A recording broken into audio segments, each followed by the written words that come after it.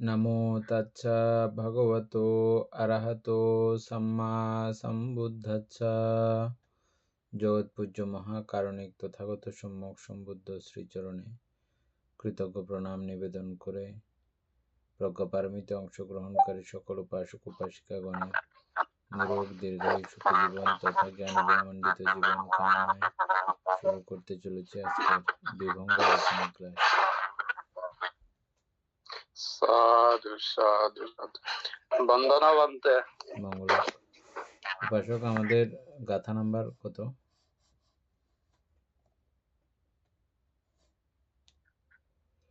প্যারা নাম্বার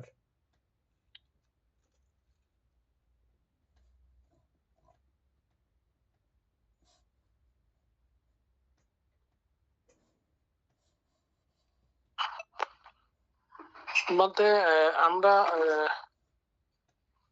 অষ্টবিধ ক্লেশ বস্তু, না এটা তো না মনে হয়।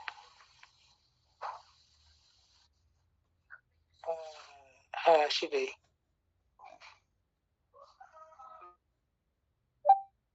বন্দনা বন্তে মঙ্গলক। এটা 952 নম্বর বলতে।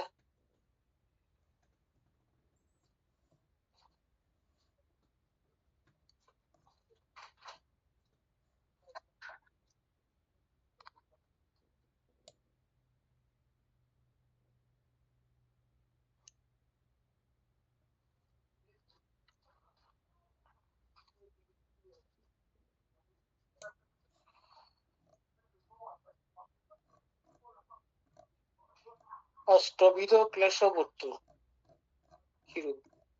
লোভ, দেশ, মোহ, মান, দৃষ্টি, বিচিকিৎসা, স্থান ও দত্ত, এগুলো হলো অষ্টবিধ ক্লেশ বস্তু। 2 অষ্টআলস্যের বৃত্তি।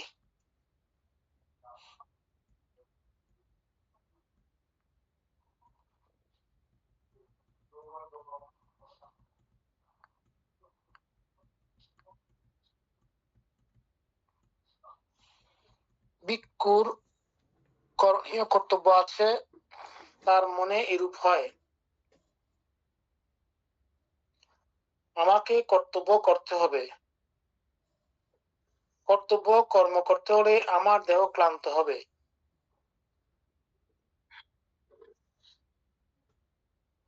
তবে এইবার আমি শয়ন করি। তিনি শয়ন করেন, অকৃতের করুণার্ত,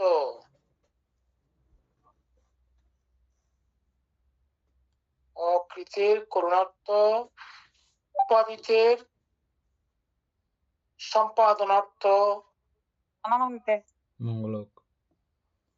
অলব্ধের তিনি প্রয়াস করেন না বীর্য আরম্ভ। মঙ্গলক। ইহাই প্রথম আলস্যের ভিত্তি। যারা কত খ্রিস্টাব্দে? 447 নাম্বার, পৃষ্ঠা 953 নাম্বার। ম্যাক্সি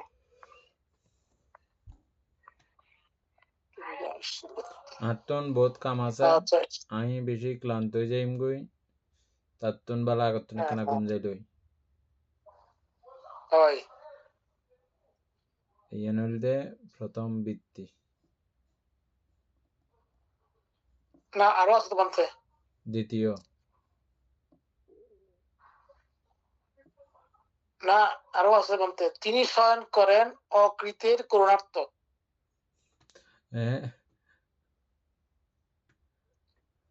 এটা কি বলতে? অকৃতের করুণার্থ, করণার্থ, অসম্পাদিতের সম্পাদনার্থ, অলব্ধের লাভার্থ। তিনি প্রয়াস অর্থাৎ বীর্য আরম্ভ করেন না। এটা এখানে কি বোঝানো হচ্ছে? অর্থাৎ উনি কাজ করবেন, তো কাজে তো ক্লান্ত হবে, ক্লান্ত হবার আগেই উনি বলতেছে আমি আগে ঘুম যাই লই, আমি আগে ঘুম যাইলে পরে দিয়ে উড়িয়ে না কাম করছুম। এগুলো বলে উনি ইয়া করে দেন, মানে ঘুমায় পড়েন। কিন্তু যেটার জন্য, যে কাজের জন্য তিনি ঘুমায় পড়ছেন, ওই কাজটা ওনার করা হয় না। হ্যাঁ, এটা করার জন্য তিনি প্রথমেই কাজের জায়গায় অকাজ করে বসে রয়েছেন। ওনার কাজ ছিল যে ওই আলস্যকে দূর করে বীরবীর্য থাকা। তো উনি না, উল্টাটা করে উনি। ও আচ্ছা, আমি এখানে ভুল বুঝছি, বলতেছি কারণ অকৃতের করার্থ, করুণার্থ নয়। আচ্ছা, করণীয় কাজ করেন না। হ্যাঁ, ওনার অকৃতের যে করার্থ, মুহূর্তে উনি যেটা ওই করার চিন্তা সেটা করেন করছে, না। সেই মুহূর্তে ওনার হ্যাঁ, মানে দরকার ছিল যে আরাধ্য বীর্য হ্যাঁ, হয়ে উনি যেই কাজ, বীর্য যে ধারণ করে, করণীয় বাকি আছে, বীর্য ধারণ করে কাজটা করার। ওই কাজটা করার দরকার ছিল। কিন্তু উনি বলতেছে যে না, আমার বহুত কাজ আছে, বহুত সারাদিন কাজ বলতে ধ্যানের কথা বলা হচ্ছে এখানে, বিশেষ করে ধ্যান এখানে কাজ করার বলতে আছে, হ্যাঁ। সংক্রমণ করার আছে, স্মৃতি করার আছে। আমার অনেক আমি ক্লান্ত হব, আগেভাগে আমি একটু ঘুমাইয়ে নিই। হ্যাঁ, অসম্পাদিতের সম্পাদনার্থ, যেগুলো সম্পাদন করার কথা এগুলো না করে তিনি এরকম করছে আর কিছু। এটা হচ্ছে আলস্যের বৃত্তি। প্রথম বৃত্তি। খ, পুনশ্চ ভিক্ষুর করণীয় কর্তব্য আছে। তার মনে এরূপ হয়, আমি কর্ম করেছি, কর্ম করতে গিয়ে আমার দেহ ক্লান্ত হয়েছে, এইবার আমি শয়ন করি। এটা হচ্ছে করেছে, করার পরে। এটা তো একই না, এটা একই না, একটু বেশ কম আছে। ওটা হচ্ছে যে করার আগে, কাজ করার আগে আমি একটু ঘুমাই নি। আচ্ছা, এটা আচ্ছা, এটা কাজ করে ফেলছে। হ্যাঁ, এইবার আমি শয়ন করি। তিনি শয়ন করেন অকৃতের করণার্থ, অসম্পাদ্যের সম্পাদনার্থ, অলব্ধের লাভার্থ তিনি প্রয়াস করেন না। আচ্ছা, ওই যেটা জন্য শয়ন করছে এরপর বাকিটা কিছু করেন নাই, যেটা আলস্য বৃত্তি। গ, পুনশ্চ ভিক্ষুকে পথ ভ্রমণ করতে হবে।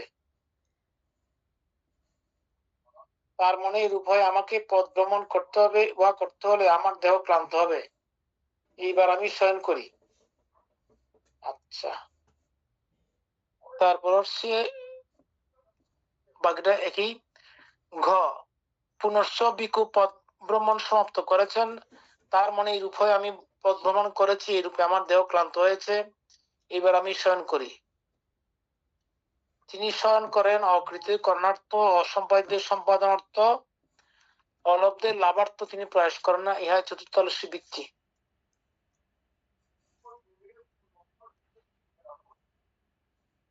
আচ্ছা, পুনশ্চ ভিক্ষু গ্রাম বা নিগমে পিণ্ডার্থ ভ্রমণ করে হীন অথবা প্রণীত বুজ্য পর্যাপ্ত রূপে লাভ করেন না।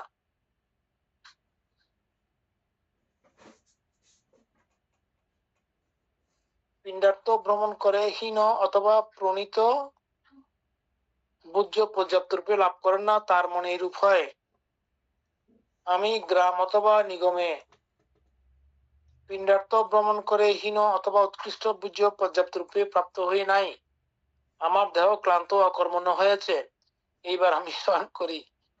তিনি শয়ন করেন অকৃতের করণার্থ, অসম্পাদিতের সম্পাদনার্থ, অলব্ধের লাভার্থ তিনি প্রয়াস করেন না, ইহা পঞ্চমালস্যের বৃত্তি।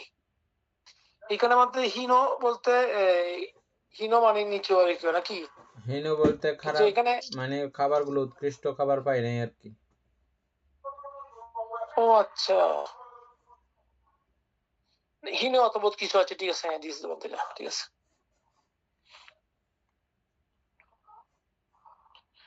আচ্ছা আচ্ছা, পুনশ্চ ভিক্ষু গ্রাম বা নিগমে পিণ্ডার্থ ভ্রমণ করে হীন অথবা প্রণীত বুজ্য পর্যাপ্ত রূপে লাভ করেন, তার মনে এরূপ হয়, আমি গ্রাম বা নিগমে পিণ্ডার্থ ভ্রমণ করে হীন বা প্রণীত বুজ্য পর্যাপ্ত রূপে লাভ করেছি, এই রূপে আমার দেহ গুরুভার এবং অকর্মণ্য হয়েছে, আমার দেহ গুরুভার এবং অকর্মণ্য হয়েছে, এইবার আমি শয়ন করি।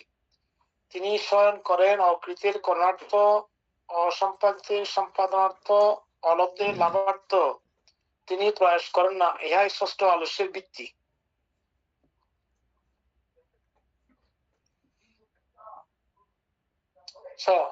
পুনশ্চ ভিক্ষু অল্পমাত্র অসুস্থতা অনুভব করেন,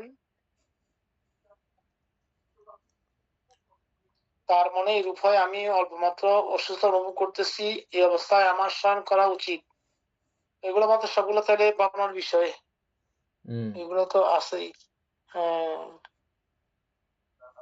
পুনশ্চ ভিক্ষু রোগমুক্ত হন, তিনি অনতিকাল পূর্বে নিরাময় হয়েছেন, তার মনে এরূপ হয়, আমি রোগমুক্ত হয়েছি, অনতিকাল পূর্বে নিরাময় হয়েছি, আমার দেহ দুর্বল ও অকর্মণ্য, আমি শয়ন করি। অনতিকাল বলতে মানে মানে আর অসুখ মানে বাড়ি যাইছো দুই দিনে নময় সম্প্রতি আর নাকি যে এরকম ক্লান্ত এরকম এটা হয়নি বলতে নাকি সম্প্রতি অনতিকাল আর এখানে কি অসুখ বোঝানো হচ্ছে আর অনতিকাল? অসুখ ভালো যাইছো দুই দিনে নর আর তো নারকানা গুণ আচ্ছা, যায় না, এদিকে শরীর ঠিক করানো উচিত। আচ্ছা, অনতিকাল। আচ্ছা আচ্ছা, এগুলো তো আর বোঝার কিছু নাই মনে হয় না। আমরা তাহলে 3 নম্বরে চলে, অষ্টলোক ধর্মে চিত্তের প্রতিঘাত প্রতিক্রিয়া।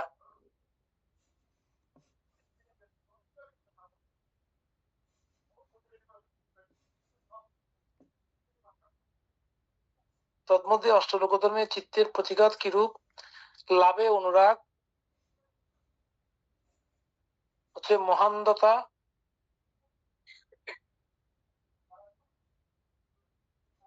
অলাভে বিরোধিতা শত্রুতা, যশে অনুরাগ অযশে বিরোধিতা, প্রশংসায় অনুরাগ নিন্দায় বিরোধিতা, সুখে অনুরাগ দুঃখে বিরোধিতা, এগুলো হলো অষ্টবিধ লোকধর্ম চিত্তের প্রতিঘাত।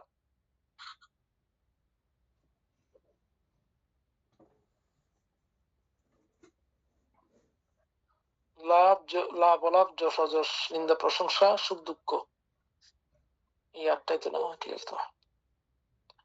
আচ্ছা, অষ্টবিধ অনার্য ব্যবহার বচন কর্ম। অনার্য ব্যবহার কিরূপ? অদৃষ্টকে দৃষ্ট বলে ঘোষণা করা, অশ্রুতকে শ্রুত বলে ঘোষণা করা, অমূর্তকে মূর্ত বলে ঘোষণা করা। অমূর্ত বলতে অননুভূতকে, আর মূর্ত হচ্ছে অনুভূত বলে ঘোষণা করা। আচ্ছা, যেটা অনুভূত হয় নাই ওটাকে অনুভূত হয়েছে বলতেছে না। অভিজ্ঞতাকে বিজ্ঞাত বলে ঘোষণা করা, দৃষ্টকে অদৃষ্ট বলে ঘোষণা করা, শ্রুতকে অশ্রুত বলে ঘোষণা করা, মূর্তকে অমূর্ত বলে ঘোষণা করা, বিজ্ঞাতকে অবিজ্ঞাত বলে ঘোষণা করা, এগুলো হলো অষ্টবিধ অনার্য ব্যবহার বচন কর্ম।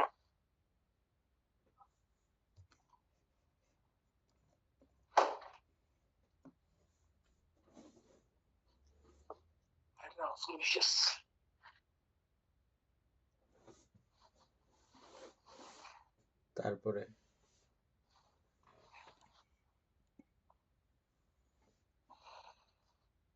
আচ্ছা, অনার্য ব্যবহার বচন কর্ম, এগুলো সব বাক্যের দ্বারা হয় আর কি মানতে না।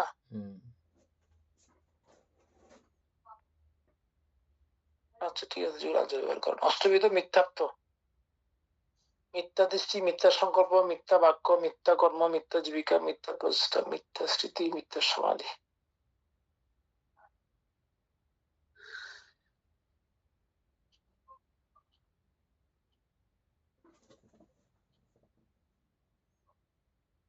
অষ্টবিধ পুরুষ দোষ কিরূপ? এখানে ভিক্ষুগণ কোন ভিক্ষুকে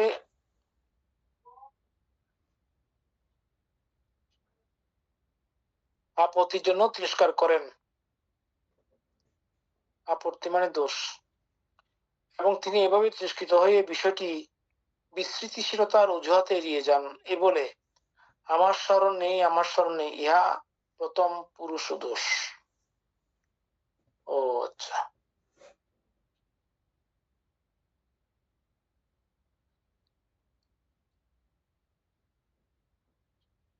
এটা কিরকম হচ্ছে মানতে? এখানে ভিক্ষুগণ আচ্ছা, আমার কোনো আপত্তির জন্য তিরস্কার করেন, এবং তিনি এভাবে তিরস্কৃত হয়ে বিষয়টি বিস্মৃতিশীলতার অজুহাতে এড়িয়ে যান। এই বলে আমার স্মরণ নেই।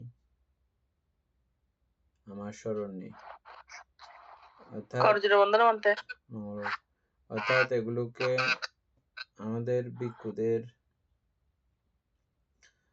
আপত্তি দেশনা তো আপনারা শুনেছেন, করতে দেখেছেন, পালিতে বলে বলে আপনারা বুঝেন না। এগুলো নির্দিষ্ট কিছু বিষয় আছে নিজে থেকেই প্রকাশ করা, আবার কিছু বিষয় আছে যে অন্যজন এটা দেখিয়ে দেবেন। দেখিয়ে দিলে তখন যদি ঠিক হয় এটাকে ঠিক বলে মেনে নেওয়া, এবং আমি পরবর্তীকালের জন্য সংশোধন হব এবং আমার সমূহকে আরো অতি সংযত করার জন্য আমি প্রযত্নশীল হব, এভাবে বলা উচিত। কিন্তু সেভাবে না বলে যদি উনি বলে যে কি আসলে আমার খেয়াল ছিল না, আমার এটা বিস্মৃতি হয়ে গেছে, এই জাতীয় যদি কথাটাকে যদি উনি ঘুরাই দেন, উল্টা করে দেন, নানা অজুহাত দেখান, এটাকে বলা হয় পুরুষ দোষ। যেমন উদাহরণ হচ্ছে যে এটা সারিপুত্র ভান থেকে ফলো করা। সারিপুত্র ভান থেকে একটা ছোট শ্রামণ 7 বছরের, ওনার কাপড় মাটিতে করছিল, বালু লেগে লেগে যাচ্ছিল আর কি, নিচে পড়ে গেছে এক কোণা। তখন শ্রমণে বলছে যে বানতে সুপাটি ছান্ন অন্তরগারে গামিচ্ছে মেতি শিক্ষা কারণীয় না, এটা না, পারিমণ্ডলাং পারিপুচ্ছা মেতি শিক্ষা কারণীয়, অর্থাৎ আমার পালি মনে করতেছে না, উত্তম রূপে চিবর পারপণ করা, অন্তর্বাস পারপণ করা, এটা কর্তব্য, শিক্ষা করা উচিত। মানে ডাইরেক্ট 75 প্রকারের আমাদের শেকিয়া আছে যেটা শিক্ষা করতে হয়, শেকিয়া। ওইটার যেটা ভুল হয়েছে ওই লাইনটা আবৃত্তি করেছে শ্রমণ। তারপরে শ্রমণকে উল্টা সাধু দিয়েছে, হাত জোর করে সাধু দিয়েছে, সাধু সাধু শ্রমণ, তোমার প্রতি আমি কৃতজ্ঞতা প্রকাশ করছি, তুমি আমার এই ভুলটা অনুসরণ দেখিয়ে দিয়েছো। এরকম যারা ভুল দেখাই দেন তাদেরকে বুদ্ধ অমৃত প্রদর্শনকারী হিসেবে করেছেন এবং গুপ্তধন প্রদর্শনকারী হিসাবেও বলেছেন। যারা দোষ দেখিয়ে দেন, দোষ দেখিয়ে সংশোধনের রাস্তা বলে দেন, কিভাবে সংশোধন হতে হবে, এভাবে যারা রাস্তা দেখিয়ে দেন তাদেরকে অমৃত দ্রষ্টা হিসাবে প্রকাশ করেছেন বুদ্ধ,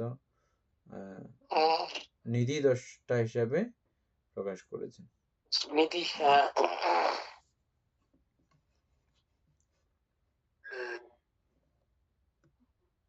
মানে এটার সাথে নিধি বলতে মানে এটা কি বলা হয়, অফুরন্ত ভাণ্ড না? নিধি বলতে আমরা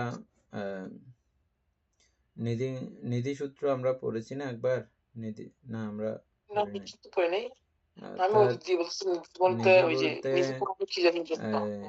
ব্যাংক জাতীয়, ধন গোপন গুপ্ত করে রাখা, গচ্ছিত রাখা, নিধিত করে রাখা, মানে নিধি বলতে মাটির ভিতরে রাখতো তৎকালীন সময়ে, পুঁতে রাখা, আপদে বিপদে কাজে লাগবে এই মনে করে রাখতো।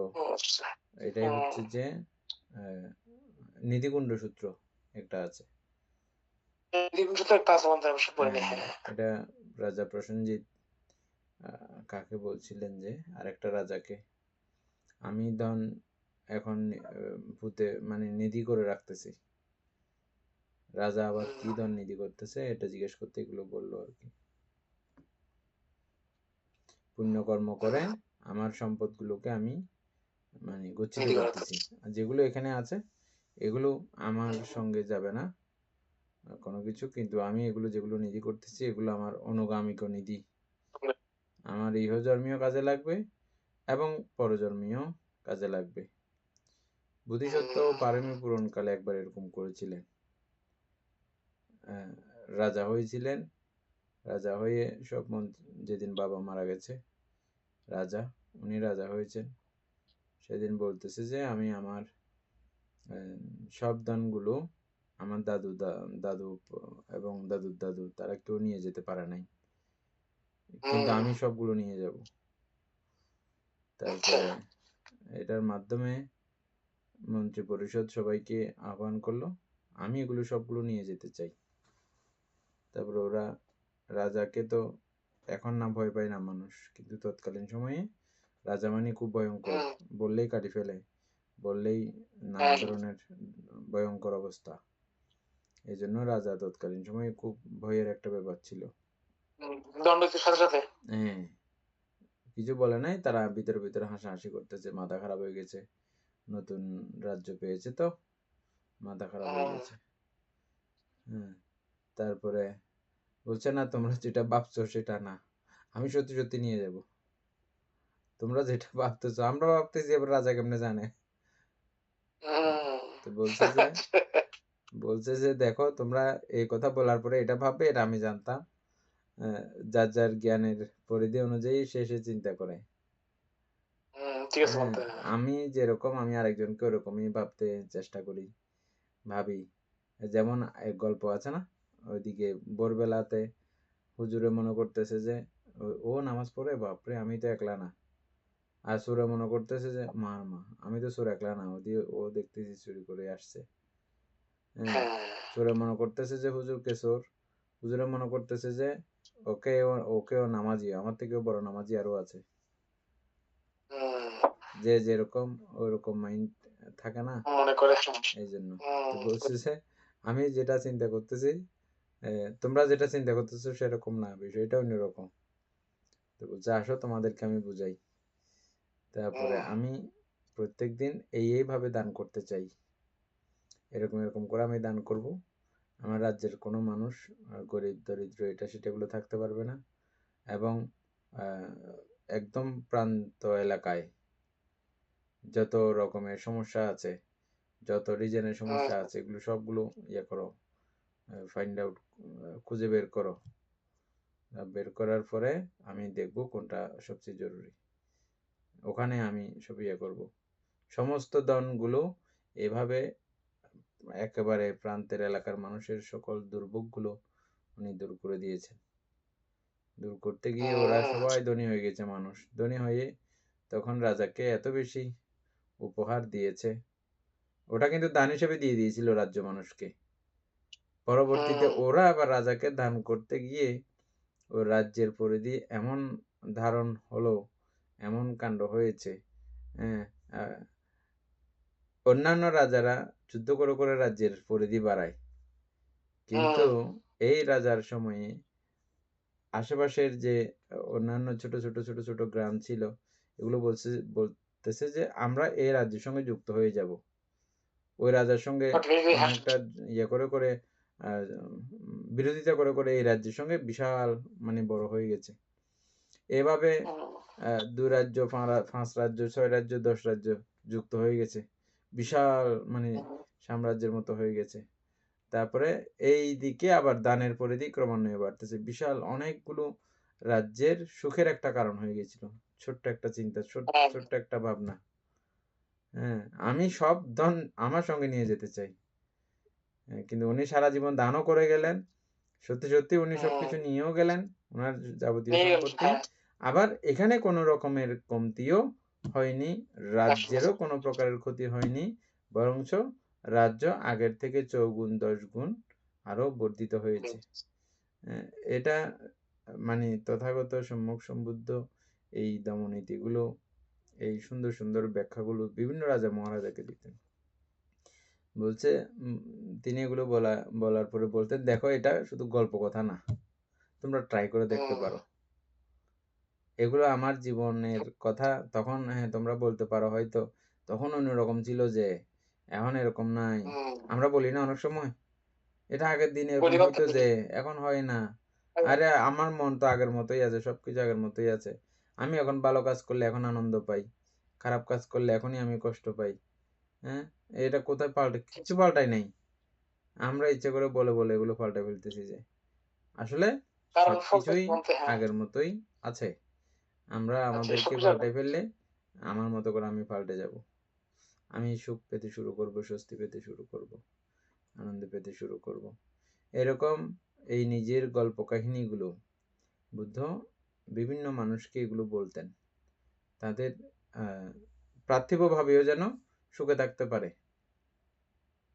রাজা সুখী হলে, রাজা ভালো হলে, রাজা উন্নত জ্ঞানের অধিকারী হলে প্রজারা অটোমেটিকভাবে সুখী হয়, স্বস্তি সুখী লাভ হয়। করে।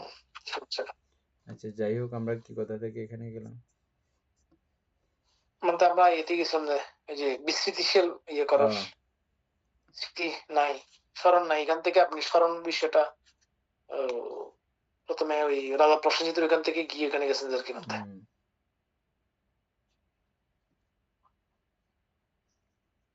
তারপরে মানে এটা আমরা ওই যে প্রতারণা করি, ওই ওই দোষের ওইটাই তো একটা ইয়ে না, প্রতারণাতেও আপত্তি দোষ। প্রবারণারও ঠিক আছে, শুধু প্রবারণা বলে কথা না। আসলে না এটা তো আমাদের আপনাদের, হ্যাঁ এটা ভিক্ষু লাইফটাই এরকম। এরকম, প্রবারণাটা হ্যাঁ ঠিক আছে। স্পেশালি প্রবারণাটা। আর এমনি আমাদের প্রত্যেকদিন যেটা আমাদের উচিত, এটা হচ্ছে যে নিজে থেকেই বলা, অন্যজনের দেখাই দেবার আগে নিজে থেকেই বলা যে আজকে আমি আসলে এটা সমস্যা করেছি। এগুলো আমার স্মৃতিতে ধরা পড়েছে। আমি এগুলো তোমার কাছে প্রকাশ করতেছি। এই অমুক অমুক দোষ। এখন অবশ্য আমরা ওগুলো দোষের নামগুলো বলি না। আমরা শুধু যা মন্ত্র আকারে বলে ফেলি যে আমার সারাদিনে নানা প্রকারের আপত্তি হয়েছে। এগুলো আমি আপনার কাছে প্রকাশ করতেছি বা তোমার কাছে প্রকাশ করতেছি। বড় হইলে ছোট হইলে তখন। তারপরে আহ, অপর সাইড থেকে উনিও আবার জিজ্ঞেস করবেন, আহ, আপনি কি এটাকে দোষ বলে স্বীকার করেছেন, মেনে নিয়েছেন, বুঝেছেন এটা দোষ হয়েছে যে এটা? তখন বল যে হ্যাঁ, আমি এটা দোষ হয়েছে যে বুঝেছি, এবং এটা আহ, এই শাসনিকভাবেও অনেক ক্ষতির কারণ হবে, এবং লোকসমাজে যে শ্রদ্ধা গৌরবতা বুদ্ধ শাসনকে রক্ষার যে কাজ করে, শ্রদ্ধা গৌরবতা, অর্থাৎ আমাদেরকে দেখে পরবর্তী প্রজন্ম তারা শাসনের প্রতি খুব দরদি হয়, খুব আবেগী হয়, খুব অনুকম্পা প্রিয় হয়, এবং খুব দানপরায়ণ হয়, এবং পরবর্তীকালে এই সাধু সৎপুরুষদের সঙ্গ পেতে চায়, এদের উৎসাহী কাছাকাছি হয়। থাকতে চায়, এবং পরবর্তীতে সময় সুযোগ ভাগ্যে পারমে কুলাইলে প্রভুজিত হতে চায়। সুতরাং এটা একটা পুরো সিস্টেমকে রক্ষা করে। আমার এই ছোট্ট অপরাধ, আমার এই ছোট্ট ভুল অনেক সময় এদের দৃষ্টিগোচর হতে পারে। সেটা ছাড়াও আমার আমার মানসিকভাবে আমি ইয়ে করতে পারি, বিধ্বস্ত হতে পারি, এবং আমার যখন মন বিধ্বস্ত হয়, আমার যে কোমল শান্ত চেহারা, যেটা দেখলে মানুষ প্রফুল্ল প্রসন্নতা অনুভব করে, ওই জিনিসটা আমার না থাকতে পারে। সুতরাং এটা এই ছোট বিষয় অনেক এদিকেও নির্ভর করে, এবং সবকিছু করতে গিয়ে আমি যে নির্বাণের উজুচা সুজুচা, যে উজু সহজ সরল নিজেকে রাখা, ওই সহজতা সরলতা একদম শান্ত নিবিড়তা, ওটা আমার কাছে আর থাকে না। আর ওটা না থাকলে আমি যে কারণে এখানে এসেছি, বুদ্ধ শাসনে এসেছি সেটা নির্বাণ অবগাহন করার জন্যে, ওটা আমার হবে না। আমি এটাকে দোষ বলে দেখতেছি। ও আচ্ছা আচ্ছা, সাধু সাধু বানতে। তাহলে আপনি কি এটা মনে করতেছেন যে এটা সংশোধন করা উচিত বা সংশোধন করবেন, এরকম মনে করতেছেন? হ্যাঁ, তখন উনি বলছে হ্যাঁ, এটা আমার তো অবশ্যই সংশোধন করা উচিত। হ্যাঁ, দীর্ঘকাল সুখের হিতের জন্য, সকলের জন্য, সকলের মঙ্গলের জন্য, পুরো শাসনের কল্যাণের জন্য আমি এটা ইয়ে করতে হবে বলে মনে করি, সংশোধন করতে হবে মনে মনে করি। তাহলে তো বান্ধে খুব উত্তম কথা, সাধু সাধু বান্ধে। হ্যাঁ, সাধু সাধু, এটা খুব ভালো। তখন ঠিক আছে, আপনি ভবিষ্যতের জন্য সংযততা অবলম্বন করুন। তখন এর পরবর্তী জনীয় এভাবে বলে। এভাবে করার মাধ্যমে ওই যা অপরাধ হয়েছে ওই অপরাধটা ওখানে কি হয়, বর্ধিত হতে পারে না। যেটা হয়েছে তো সেটা হয়ে গেছে। এটা করলে আবার আপত্তি শেষ হয়ে যায় নাই, এখানে আপাতত বান পড়ে গেছে, বুঝছেন? মানে আর এটা করবে না, এটা স্বীকারোক্তি দিয়েছে, এবং এটা নিজে দোষ ইয়ে করেছে না, কিন্তু যেটা অপরাধ করেছে সেটা অপরাধটা চলে যায়। এটা আপনারা এখন নিজেরাই বুঝতেছেন, এটা যেটা কর্ম হচ্ছে তো হয়েই যাচ্ছে। সংযোজন বিযোজন এটা আমার চেতনার উপরে নির্ভর করে, চেতনা শক্তিশালী হইলে সংযোজন বিযোজন এটা পরের কথা। হ্যাঁ, কিন্তু কর্মের জায়গায় কর্ম হয়ে যাচ্ছে। তো কিন্তু এটা বলার মাধ্যমে কি হচ্ছে, সরলতা বাড়তেছে এবং কুটিলতাগুলো কমে যাচ্ছে। কোন রকমের এটা আমাকে কালকে প্রকাশ করতে হলে আমি তার কাছে কি লজ্জিত হব না? ওই জাতীয় একটা ভাব আসার কারণেও তিনি ওই জাতীয় অপরাধ করতে চান না। আমরা তো এগুলো সবগুলো গোপনে করে ফেলতেছি, কারো কাছে প্রকাশ করতেছি না বলে এটা ক্রমান্বয়ে বাড়তে রয়েছে। তো এটা বলার মাধ্যমে অপরজন নানা ধরনের কলা কৌশল তিনি বলে দেন। শুধু এখানেই শেষ নয়, দেখছেন? মানে এটা বলার পরে তখন ওনার কাছে যদি কোনো রকমের এমন কোনো কলা কৌশল থাকে যে ওই বিষয়টা আপনি অবলম্বন করলে আপনি এইরকম আপত্তি থেকে ছুটে আসতে পারেন, এরকম আপত্তি আপনার হবে না। আমরা 52 প্রকার চৈতসিক পড়তে গিয়ে অকুশল চৈতসিক আমরা পড়েছি। ওই অকুশল চৈতসিক পড়ার সঙ্গে সঙ্গে ওখানে আমাদেরকে কিছু বিষয় নির্দেশ করা হয়েছিল, মনে আছে? এই চৈতসিক থেকে আপনি দূরে থাকার এই উপায় আছে, এরকম কিছু আমরা বিষয় পড়েছিলাম, মনে আছে? হ্যাঁ বন্ধু, পড়েছিলাম মনে হয়। এখানেও ঠিক আমরাও প্রত্যেকে জানি অমুক অমুক বিষয়, অমুক অমুক ওয়ে রাস্তা আপনি যদি ফলো করেন তাহলে আপনার এটা ইয়ে হয়ে যেতে পারে, মনেও উৎপন্ন হবে না বা শারীরিক কায়িকভাবে আপনার করতে ইচ্ছে করবে না। এরকম নানা ধরনের উপদেশ অপোজিট সাইড থেকে আসতে পারে, খুব মৈত্রীপরায়ণ হয়ে, যেগুলো শুনলে ক্রমান্বয়ে মনটা মহামৈত্রীতে ভরে ওঠে। হ্যাঁ, এবং শুধু শিলেই পালন করতে ইচ্ছে করে, শুধু কল্যাণেই কামনা করতে ইচ্ছে করে, শুধু মঙ্গলেই কামনা করতে ইচ্ছে করে, এমনটা হয়। এটা এমনি শুধু আমাদের প্রবারণার দিনের কথা শুধু এটা নয়। প্রবারণার দিন এটা মানে প্রবারণা বাক্য 3 মাসের, এটা অনেক সময় প্রত্যেক দিন ইয়ে না হলেও ওই সময়ে যাতে এটা খুব ফ্রেশ হয়ে পরিশুদ্ধ হয় ইয়ে করেছেন। পুরো 3 মাসের বিষয়টা আন দেওয়া হয় তখন। এই 3 মাস যাবত আমি একসঙ্গে ছিলাম, হ্যাঁ, আমার কোনো বিষয় তুমি যদি দেখে থাকো, হ্যাঁ, তারপরে শুনে থাকো, সবচেয়ে মারাত্মক কথা হচ্ছে যদি সন্দেহ করে থাকো, তো আমার আচার আচরণে কার্যক্রমে তোমার যদি কোনো রকমের সন্দেহই উৎপন্ন যদি হয়ে থাকে তাহলে তুমি আমাকে জানো, বুঝছেন? দেখার তো ঠিক আছে, শোনারটাও ঠিক আছে, সন্দেহটা বেশি মারাত্মক হয়ে গেছে না? হ্যাঁ, এরকম পর্যন্ত অফার দেওয়া হয় যে তুমি যদি সন্দেহ করে থাকো তাহলেই আমাকে জানাও। এটা উনি বলবেন যে প্রত্যেকে যার যার পক্ষ থেকে তিনি বলবেন, যেহেতু বলার জন্য অভয় দেওয়া হয়েছে। আমরা এখন অভয় পাইলেও এরকম তো আমরা অনেক সময় এগুলো প্রকাশ করি না, বলি না, হ্যাঁ, কিন্তু বুদ্ধ কিন্তু এটা এরকম করার জন্য দেননি, এটা সত্যি সত্যি প্রকাশ করার জন্য। তোমার যদি সন্দেহ হয়ে থাকে তুমি নির্দ্বিধায়, হ্যাঁ হ্যাঁ, বুদ্ধ প্রবারণা করেছেন, বুদ্ধ নিজেই প্রবারণা করেছেন। বুদ্ধ শুধু প্রবারণা কেন, প্রত্যেকটা শিলের বেলাতেও উনি ইয়া করতেন না, সবাইকে সবার মতামত নিতেন, সবার যে কোনো বিষয়ে সবার মতামত দিতেন। যেমন যেদিন থেকে বিকালা ভোজনা সিস্টেম চালু করতেছেন সেদিন তিনি হঠাৎ করে এই সিদ্ধান্ত কোনো দেননি তো, তিনি নিজে ছিলেন না খেয়ে, তারপরে ভিক্ষু সংঘকে না খেয়ে, কয়েকজন যারা গণ্যমান্য আছেন তাদেরকে না খেয়ে থাকার জন্য চেষ্টা করার জন্য বলেছেন। তারা যখন বললেন যে হ্যাঁ এটা তো খুব ভালো থাকার বিষয় হয়েছে, ভালো লাগার মতো হয়েছে, তো তখন থেকে এটাই রাত্রিকালীন ভোজন বন্ধ করা হয়েছে। হ্যাঁ, এটা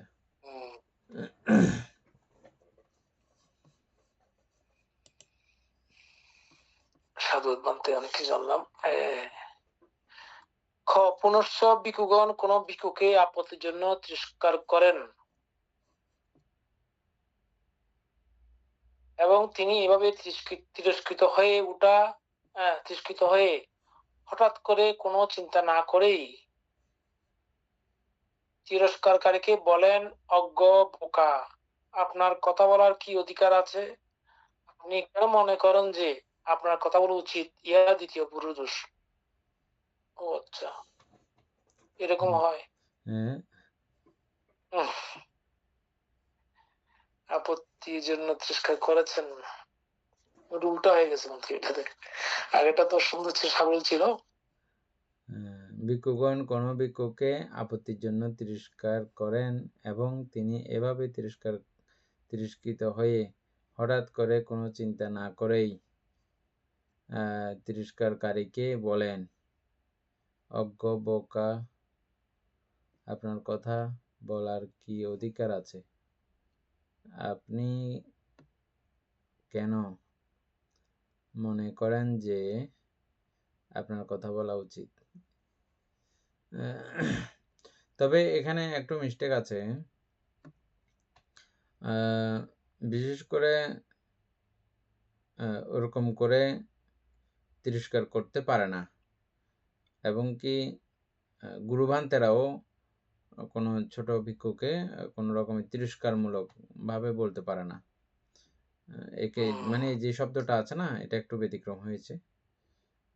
শব্দটা সুন্দর যথাযথ হয় না আর কি বলতে। হ্যাঁ, তিরস্কার করে না, এরকম মূলত খুব শান্ত বিনীত ভাবে এই উপদেশগুলো দেওয়া হয়। আর ওইরকম শান্ত বিনীত কথা, শান্ত বিনীত বাক্য শুনলে এমনি ভুলগুলো শুধরে নিতে ইচ্ছে করে। বড় হোক ছোট হোক, এটা খুব মানে মাধুর্যপূর্ণ একটা ভাষা ব্যবহার। এটা বলার পরেও মিটে গেছে। এটা বলার পরেও যদি আদেশকারী নির্দেশকারী ব্যক্তিকে যদি ইয়ে করা হয়, অপমানসূচক কথা বলা হয়, হ্যাঁ তোমার কি অধিকার এখানে বলার? হ্যাঁ তুমি কি হয়েছো যে? আমি দেখতেছি না চোখে বিনয় কি আছে না আছে? আমি কদ্দুর পালন করবো না করবো এটা আমার ব্যক্তিগত ব্যাপার, তুমি এখানে বলার কি? এটা হচ্ছে যে পুরুষ বাক্য, এগুলোকে বলা হয়। আমরা পুরুষ বাক্য, সম্প্রলাপ বাক্য এগুলো পড়ছিলাম যে পুরুষ বাক্য কাকে বলে। এখানে পুরুষ বাক্যের ব্যাপারগুলো শিখতেছি যে উদাহরণ। হ্যাঁ সেটাই। গরম কথা, কর্কশ ভাষা, এভাবে আমরা শুনছিলাম, কিন্তু এগুলোর উদাহরণ এখানে খুব সুন্দর করে দেওয়া হচ্ছে। আচ্ছা, ভিক্ষুগণ কোন ভিক্ষুকে আপত্তির জন্য তিরস্কার করেন এবং তিনি এভাবে তিরস্কৃত হয়ে তিরস্কারকারীকে প্রতিবাদ করেন, বেশ ভালো, আপনি এরূপ দোষ করেছেন, আপনাকেই প্রথম সংশোধন করা উচিত, ইহা তৃতীয় গুরু দোষ। ও আচ্ছা, আমার মোবাইলটা মিউট করবে না, আমার ছবিতে মিউট করবে না, কারণ হচ্ছে যে এটা রেকর্ড হয় না মিউট করে দিলে। হ্যাঁ, এটা খেয়াল রাখতে হবে।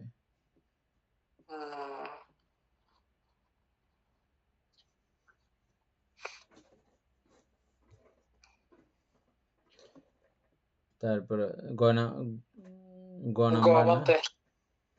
মানে এটা বলা হচ্ছে আপনি করেছেন আগে, আমি দেখেছি, আগে আপনি আগে সংশোধন করেন, তাও আমি করবো, ওইরকম তৃতীয় গুরু দোষ।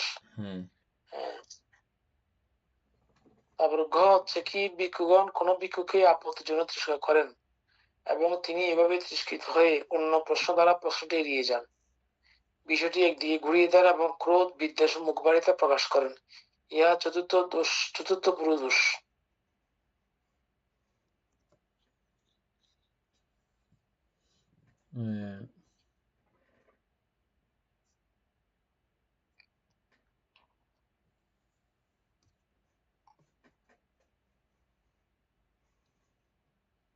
ঠিক আছে তো না? ঠিক আছে বলতে। পুনশ্চ ভিক্ষুগণ কোন ভিক্ষুকে আপত্তির জন্য তিরস্কার করেন এবং সেই ভিক্ষুগণ দ্বারা আপত্তির জন্য তিরস্কৃত হয়ে সংঘের মধ্যে ব্যাপক অঙ্গভঙ্গি দ্বারা কথাবার্তা উত্থাপন করেন, ইহা পুরুষ পঞ্চম পুরুষ দোষ। ও আচ্ছা,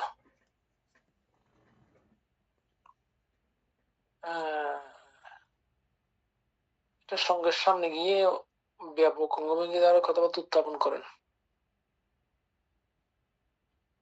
তাহলে এরকম হয়। আচ্ছা, পুনশ্চ ভিক্ষুগণ কোন ভিক্ষুকে আপত্তিজনক তিরস্কার করেন, ভিক্ষুগণ দ্বারা আপত্তির জন্য তিরস্কৃত হয়ে তিনি ভিক্ষু সংক্ষেপ ভ্রুক্ষেপ করেন না, কিংবা তার তিরস্কারকারীকে লক্ষ্য করেন না, কিন্তু অপরাধী নিয়ে এলোমেলোভাবে ইতস্তত ঘুরে বেড়ান, ইহা ষষ্ঠ পুরুষ দোষ। ও আচ্ছা, তার মানে এগুলো তোমার তো অনেক দূরে চলে গেছে। এরকম ভিক্ষুর অনেক দূরে চলে যায় না।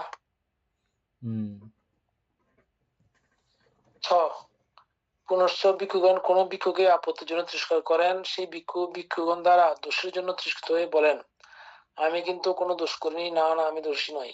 তিনি তুষ্ণীভাব দ্বারা সংঘকে বিরক্তি প্রদান করেন, ইহা সপ্তম পুরুষ দোষ। এখানে তুষ্ণীভাব বলতে মৌনতা দিছে। ও এরকম আছে, আমি দেখছি কতগুলো আছে, মানে ওকে যখন বলে যে তুমি এটা এটা এটা এটা দোষ করেছো, ওদম করে একদম চুপ মারি থাকবে, কিচ্ছু বলবে না। হ্যাঁ, মানে তুষ্ণীভাব ধারণ করে চুপচাপ থাকে, ও কিচ্ছু বলে না। তো এটার কারণে তো সঙ্গত কোনো সিদ্ধান্ত নিতে পারতেছে না, ওর মুখের কথা না শুনলে। ও দোষ করলে, দোষ করছি বললে তখন একটা সিদ্ধান্ত নিতে পারে। আর করি নাই এটাও যদি বলে, হ্যাঁ, এটা একটা সিদ্ধান্ত নিতে পারে, এটা ইয়া করে ও তুষ্ণীভাব ধারণ করে, বুঝছেন? এটা বলছিলাম তাকে, বলছে আমি কিন্তু কোনো দোষ করিনি, না না আমি দোষী নই। হ্যাঁ, এটা এক পর্যায়ে না, আমি কিন্তু কোনো দোষ করিনি, না না আমি দোষী নই। তিনি তুষ্ণীভাব দ্বারা সঙ্গকে বিরক্তি প্রদান করেন। এগুলো সব কথাগুলোর দ্বারা আর কি, আমি দোষী নয় বলে, অথবা ওই তুষ্ণীভাব মৌনতা দ্বারা সঙ্গকে বিরক্তি প্রদান করেন। তো সঙ্গ যদি বিরক্ত হয় তখন এই সপ্তম পুরুষ দোষ, 7 নম্বরের পুরুষ দোষ ওনার হয়। পুনশ্চ ভিক্ষুগণ কোন ভিক্ষুকে আপত্তির জন্য তিরস্কার করেন, ভিক্ষুগণ দ্বারা আপত্তির জন্য তিরস্কৃত হয়ে তিনি বলেন, শ্রদ্ধেয় আয়ুষ্মানগণ, আপনারা আমার জন্য এত চিন্তিত কেন? এখন থেকে আমি শিক্ষাপ্রশ্রম অস্বীকার করব এবং হীনলোককে প্রত্যাবর্তন করব। এবং যখন তিনি হীনলোককে প্রত্যাবর্তন করলেন, তিনি বললেন, শ্রদ্ধেয় আয়ুষ্মানগণ, এখন আপনারা সন্তুষ্ট হন, ইহা অষ্টম পুরুষ দোষ। এগুলো হলো অষ্টবিধ পুরুষ দোষ। ও আচ্ছা, কি বলেছিল, চলে গেছেন।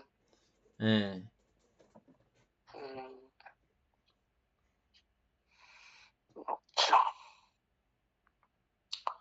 7 অষ্টবিধ অসঙ্গীবাদ।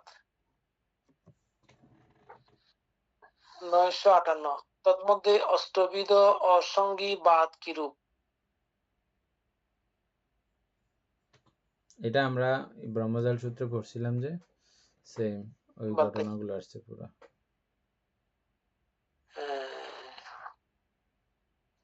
অসঙ্গ লোকের হ্যাঁ, ক কৃষ্ণরূপকে কেউ আত্মা কল্পনা করো তো, মরণান্তে আত্মারূপী বটে, কিন্তু সে আত্মা নিত্য অসঙ্গ বলে প্রজ্ঞপ্তি করেন। আত্মা নিত্য নির্বিকার,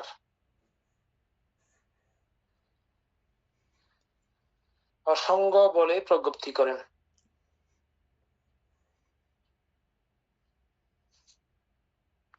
এখানে টিকাতে বলা হচ্ছে আত্মারূপী, রূপী রূপান্তরশীল বলে রূপী। কৃষ্ণরূপ বর্ধিত অবর্ধিত পবিত্র না পবিত্র অল্পও প্রমাণ হয় বলে রূপী, অথবা রূপ আছে এই অর্থে রূপী। রূপ বলতে বিরূপ হয় আর কি, এটাই তো না? হুম রূপ তো বিরূপ হয় সদা সর্বদা, সেটাই তো।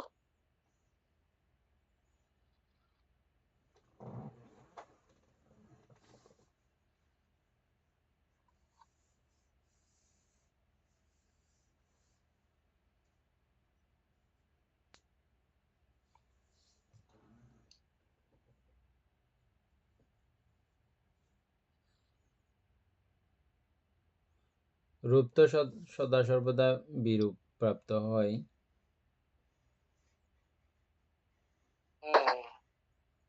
বুঝছেন তো ক নাম্বার না? হ্যাঁ বলতে কারণ বুঝছি, তবে এই ওই লাস্টেরটা কি হচ্ছে এখানে, কিন্তু সে আত্মার নিত্য অসঙ্গ বলে প্রজ্ঞপ্তি করেন, নির্বিকার।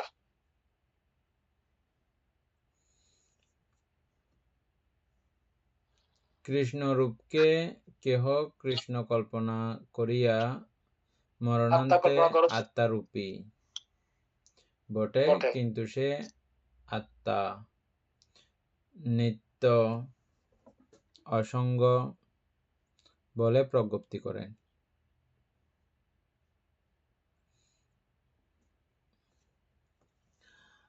আত্মা এটা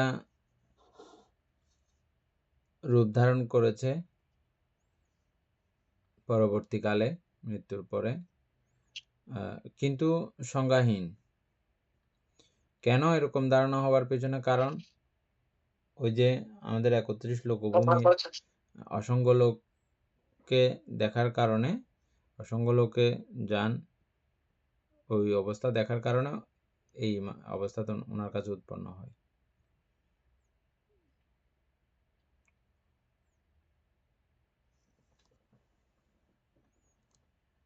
তবে ওনার কল্পনা এটা।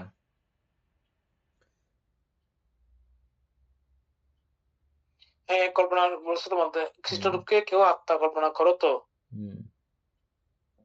কিন্তু উনি মরানোর পরে যে বিষয়টা আসছে সেটা কি কল্পনা বলতে? আমরা এটা পড়ছিলাম না, কেউ কেউ কল্পনা করার মাধ্যমে এগুলো করে, কেউ কেউ সরাসরি মেডিটেশন করার মাধ্যমে, জাতিস্বর জ্ঞান উৎপন্ন হওয়ার মাধ্যমে এটা করে, আবার কেউ কেউ তর্ক বিতর্ক করতে করতে এগুলো ইয়ে করে। এগুলো হ্যাঁ। হ্যাঁ, আর কেউ নানা জনের থেকে কথাবার্তা শুনতে শুনতে এগুলো হয়। যেমন ওদিন সক্রেটিসের কথা বলছিলাম না, ওনার জ্ঞানটা ওই প্রশ্ন করতে করতে ওনার জ্ঞান হয়েছে, শুধু প্রশ্ন করেছে মানুষকে।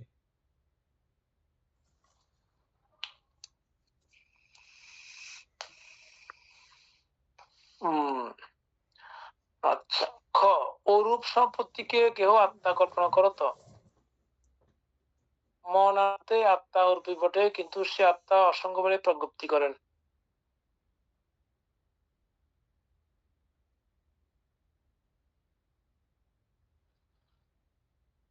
এগুলো একই জিনিস হচ্ছে আগে তাহলে। রূপ ও রূপ নিমিত্তকে কেউ আত্মা কল্পনা করো তো, মরণান্তে আত্মা রূপী এবং অরূপী বটে, কিন্তু সে আত্মা নিত্য অসঙ্গ বলে প্রজ্ঞপ্তি করেন। ঘ তার্কিক মীমাংসকেরা স্বীয় প্রতিভায়, তার্কিক মীমাংসকেরা স্বীয় প্রতিভায় মনান্তে আত্মানা রূপী নাম অরূপী বটে, কিন্তু সে আত্মা নিত্য অসঙ্গ বলে প্রজ্ঞপ্তি করেন।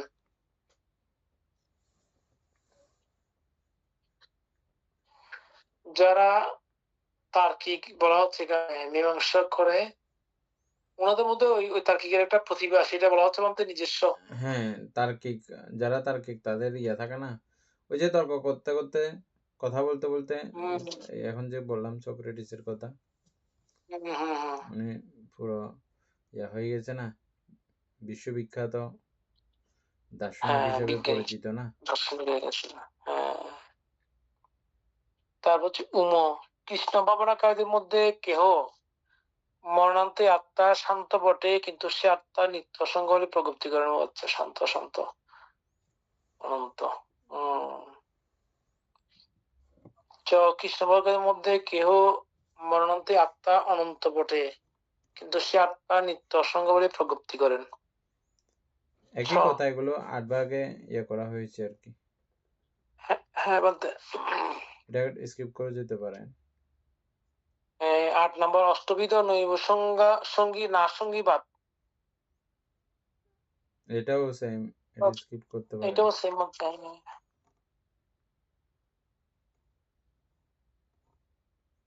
নবক নির্দেশ। নবক নির্দেশ। 9 প্রকার আঘাত বস্তু।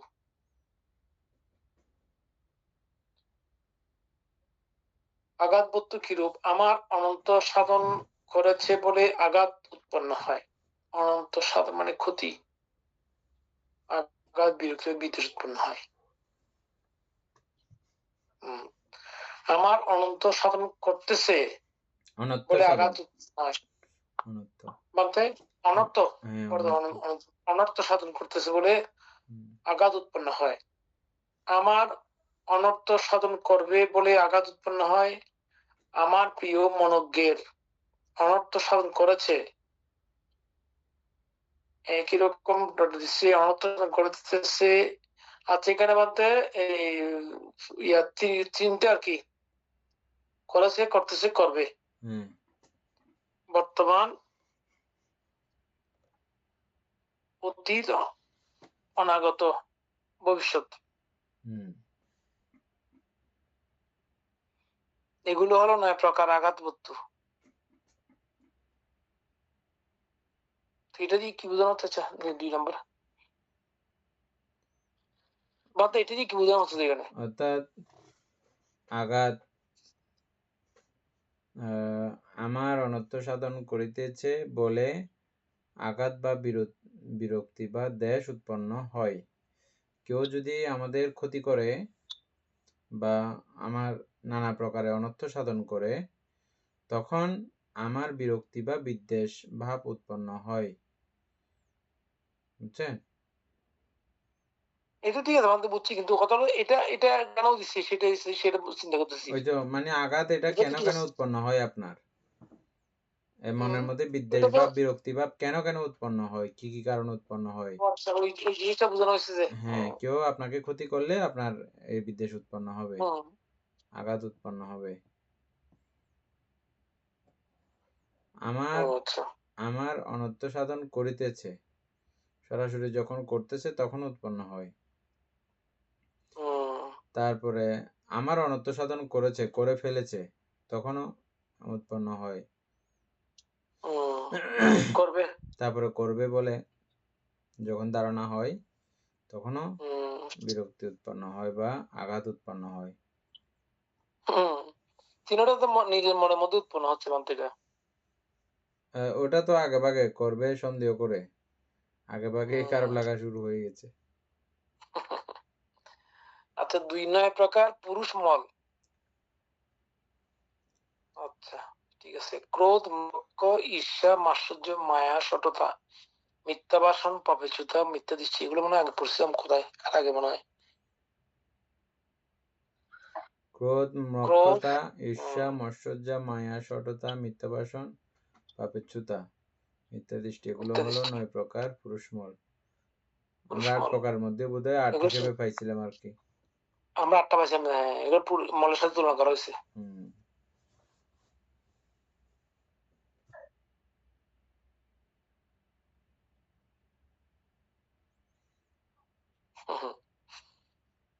নয় প্রকার মান। ও আচ্ছা, আমাদের শেষ মানতে 9 প্রকার মান, তাহলে কালকে পড়ি নাকি? ঠিক আছে।